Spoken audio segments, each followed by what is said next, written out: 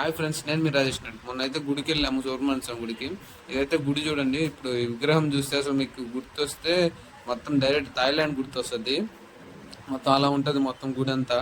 గుడి లోపల అయితే చూడండి, మొత్తం మొత్తం నాగశిలలు, మొత్తం అక్కడంతా నాగశిలలు, పుట్ట. మామూలుగా ఇది ఏంటంటే ఇంతకుముందు వచ్చినప్పుడు లోపల పుట్ట వెళ్తుంది గుడి లోపల. ఇప్పుడు ఆ పుట్ట ఉంది కానీ చిన్నదిగా ఉంటుంది. మొత్తం చూడండి నాగశిలలు, ఇదంటే మొత్తం నాగప్రతిమలే మొత్తం చుట్టూరు చూడండి. మొత్తం నాగశిలలో ఉంటాయి. మొత్తం గుడి చుట్టూ కూడా నాగశిలలు పెట్టుంటారండి. ఇది మొత్తం గుడి అయితే నెక్స్ట్ లెవెల్ ఉంటుంది. అక్కడే మొత్తం పక్కనే అమ్ముతారు పాలు, టెంకాయలు అన్నీ అమ్ముతారు. అక్కడ పాలు అయితే ప్రతిరోజు ఎట్లేదన్నా మన 50-100 లీటర్ల పైన అవుతాయి ఇక్కడ పాలు.